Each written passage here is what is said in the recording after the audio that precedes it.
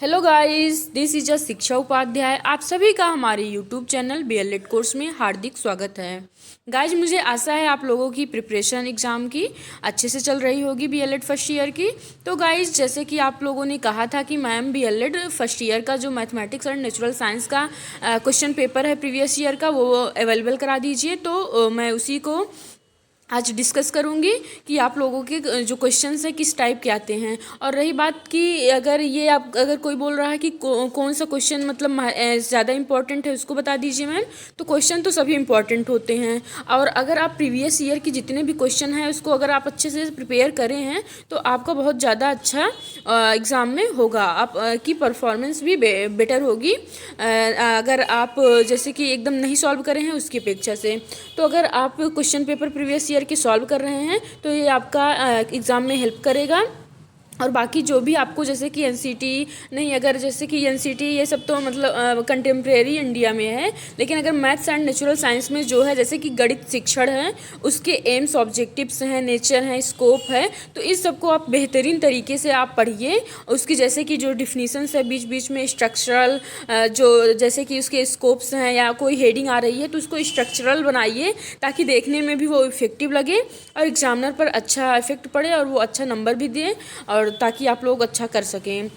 तो चलिए गाइज, बिना देरी के स्टार्ट करते हैं। जैसे कि आप यहाँ देख रहे हैं सभी क्वेश्चन पेपर की तरह इसमें भी कि आप लोगों को 4-4 नंबर का 8 क्वेश्चन करना रहता है, जो फर्स्ट पार्ट में रहता है। फर्स्ट पार्ट में 8 क्वेश्चन रहता है 4-4 नंबर का।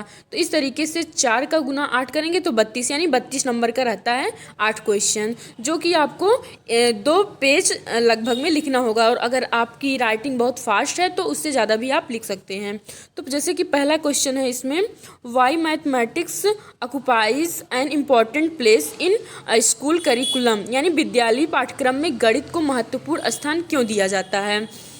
तो जैसे कि गणित को पहले हम थोड़ा सा इसको डिफाइन करेंगे, फिर इसका पाठ्यक्रम में कौन सा क्या इम्पोर्टेंस है इसको पूरा अच्छे से हमें लिखना रहेगा। फिर लास्ट में आप लोग कंक्लूजन ज़रूर इंक्लूड करिएगा। ये इससे आप लोगों का जैसे आप लोग क्या लिखे हैं तो उसका कंक्लूजन अगर लास्ट में लिख देते हैं निष्कर्ष के तौर पर, तो एग्जामिनर पर अच्छा इफेक्ट पड़ता है, उन्हें संक्षिप्त में थोड़ा सा समझ में आ जाता है। तो इस तरीके से लिखिए ताकि आप लोगों का जो पेपर है वो इफेक्टिव थोड़ा लगे। तो जैसे गाइज उसके बाद है कि बी क्वेश्चन है कि give 4 AIIMS of studying mathematics, यानी गणित अध्ययन के 4 उद्देश्य लिखना है।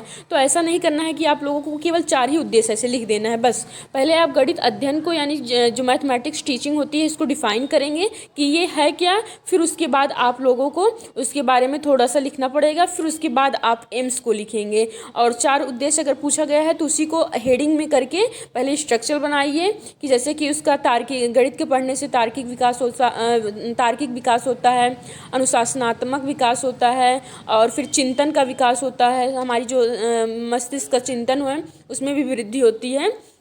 तो इस तरीके से ये जो विकास है इसको हम जैसे कि ऐसे बनाकर स्ट्रक्चरल लिखेंगे चारों, क्योंकि फिर उसके बाद जब चारों यहाँ लिख देंगे, फिर उसके बाद अगर इसको हेडिंग डालकर अलग डिफाइन करेंगे, इसको अलग इसको अलग इसको अलग, तब फिर ये जाकर पूरा अच्छे से हो जाएगा। फिर लास्ट में वही बात कि कंक्लूजन आप लोगों को ज़रूर इंक्लूड करना है। फिर गाइस उसके बाद है विज्ञान शिक्षण के प्रमुख उद्देश्य, तो इसमें भी इसी तरीके से लिखना रहेगा। फिर डी क्वेश्चन है कि describe important branches of science as a subject of study, यानी एक अध्ययन विषय के रूप में विज्ञान की प्रमुख भाषाओं का वर्णन कीजिए। तो वही जैसे कि पहले आपको विज्ञान शिक्षण को डिफाइन करना है, तो फिर उसके बाद इसके अध्ययन के रूप में मतलब अध्ययन जो आप लोग कर रहे हैं तो विषय के रूप में फिर उसका डिटेल लिखना रहेगा। फिर गाइस उसके बाद ई क्वेश्चन है, इसमें है कि what is difference between mass and weight, यानी मात्रा तथा भार में क्या डिफरेंस है, इसको डिफाइन करना रहेगा। ये आपका साइंस पोर्शन का क्वेश्चन है। फिर उसके बाद how inspiration takes place in plant, यानी पौधों में श्वसन कैसे होता है। तो पौधों में श्वसन कैसे होता है इन सबको आपको लिखना रहेगा। जैसे एटीपी ये सब भी है तो ये सब भी आप पूरा अच्छे से लिख सकते हैं। और पौधों में श्वसन है तो वो जो फोटोसिंथेसिस है उसका जो समीकरण होता है उसको भी आप इसमें ऐड कर सकते हैं। और कैसे होता है श्वसन किसके माध्यम से, ये सब भी आपको लिखना रहेगा। फिर उसके बाद गाइज है साधारण ब्याज तथा चक्रवृद्धि ब्याज में क्या अंतर है, यानी जो आपका सिंपल इंटरेस्ट रहता है और कंपाउंड इंटरेस्ट, इन दोनों में क्या डिफरेंस है इसको बताना रहेगा। फिर उसके बाद है A pen purchased for ₹10 was sold for ₹11. What percentage of profit was gained? यानी एक कलम 10 रुपये का खरीद कर 11 रुपये में बेचा गया, इसमें कितने प्रतिशत का लाभ हुआ? तो ये बहुत बहुत बहुत ज़्यादा आसान क्वेश्चन है प्रॉफिट एंड लॉस का। जैसे कि आप जानते हैं कि लाभ बराबर होता है यानी प्रॉफिट बराबर होता है SP माइनस CP यानी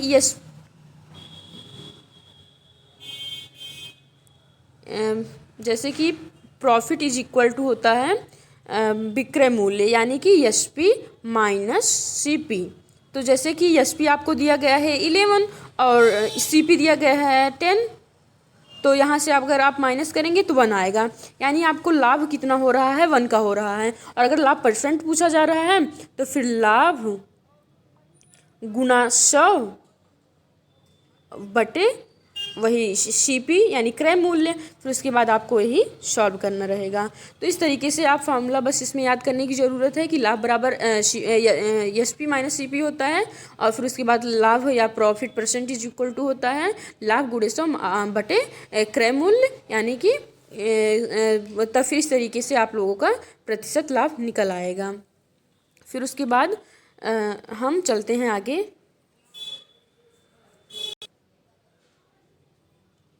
फिर गाइस उसके बाद ये है यूनिट फर्स्ट। अब जैसे कि आपको इस तरीके से unit first, unit second, unit third, unit fourth करना रहेगा। जैसे कि यूनिट फर्स्ट में से एक क्वेश्चन चाहे ये इन दोनों में से एक करके एक ही करना है, इसलिए अथवा करके दिया रहता है। फिर यूनिट सेकेंड में दोनों में से एक क्वेश्चन, फिर ऐसे यूनिट थर्ड में, यूनिट फोर्थ में उन दोनों में से भी एक एक क्वेश्चन करना रहता है, जो कि आपका 12 नंबर रहता है।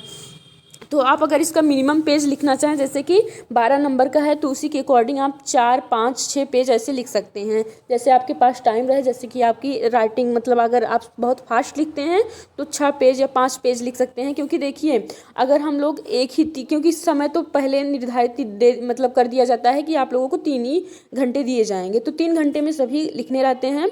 तो उसमें आप अपने अकॉर्डिंग, जैसे कि पहले आप लॉन्ग लिखते हैं कि पहले शॉर्ट लिखते हैं, तो अपने टाइम के अकॉर्डिंग इसको करिए। और अगर आपको टाइम रहे तो कभी टाइम रहे या ना रहे, लेकिन एक दिन ज़रूर निकालिए इसको वैसे सॉल्व करने की। जैसे कि एक दिन लेकर बैठ जाइए, 3 घंटे का टाइम अलार्म सेट कर लीजिए। फिर उसके बाद आप पूरे क्वेश्चन पेपर्स को हल करिए, तो आपको पता चल जाएगा अपना टाइम कितना लगता है। तो बहुत ज़्यादा मतलब एक ही क्वेश्चन को अटेम्प्ट करने में बहुत ज़्यादा टाइम ना लगाइए, क्योंकि करना हमें सभी को है, सभी को इम्पोर्टेंस देकर करना है, क्योंकि नंबर हमें सभी के मिलते हैं। तो सभी को टाइम देकर अच्छे से लिखना है, और आपको लास्ट में कंक्लूजन ज़रूर ऐड करना है। तो गाइस फिर चलते हैं इसमें। जैसे कि फर्स्ट है कि एक विषय एवं अनुशासन के रूप में गणित विषय के विकास का वर्णन कीजिए, यानी trace the development of mathematics as a subject and discipline, यानी एक डिसिप्लिन के रूप में इसका क्या इंपॉर्टेंस है, इसका डिटेल लिखना रहेगा। अथवा how various branches of mathematics are helping in the development of various vocations, यानी विभिन्न व्यवसायों के विकास में गणित विषय की शाखाएं किस प्रकार सहायक हो रही हैं। फिर गाइस उसी तरीके से यूनिट सेकेंड में है, इसमें है एक व्यक्ति 3 लोगों A, B तथा C को कुछ घन 5, 3, 2 के अनुपात में बांटता है। यदि C को 3000 रुपये मिले तो उस व्यक्ति में कुल कितना धन बांटा था।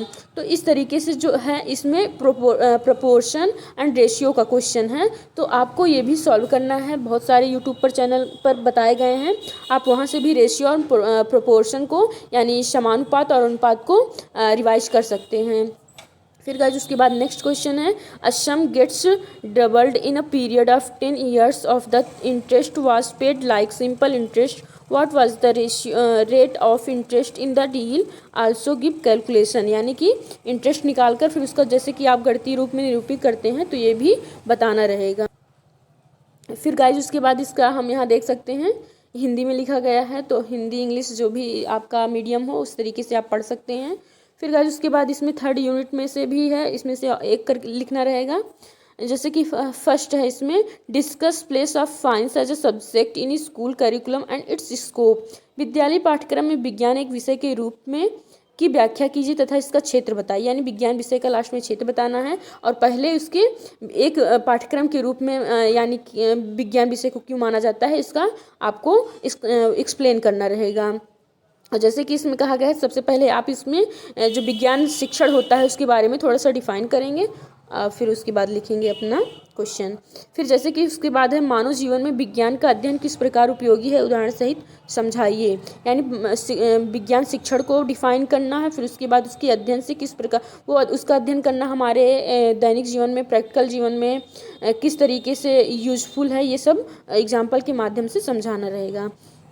फिर गाइज उसके बाद है यूनिट 4 यानी लास्ट यूनिट। इसमें आप लोगों को दोनों में से एक करना रहेगा। जैसे फर्स्ट है भौतिक तथा रासायनिक परिवर्तन के बीच अंतर को उपयुक्त उदाहरणों सहित समझाइए। यानी जैसे कि इसमें केवल अंतर ही कहा गया है कि इसी को उदाहरण सहित समझाइए, लेकिन आप लोगों को पहले फिजिकल चेंजेस क्या होते हैं और केमिकल चेंजेस क्या होते हैं, तो इन सब के बारे में पहले बताना रहेगा।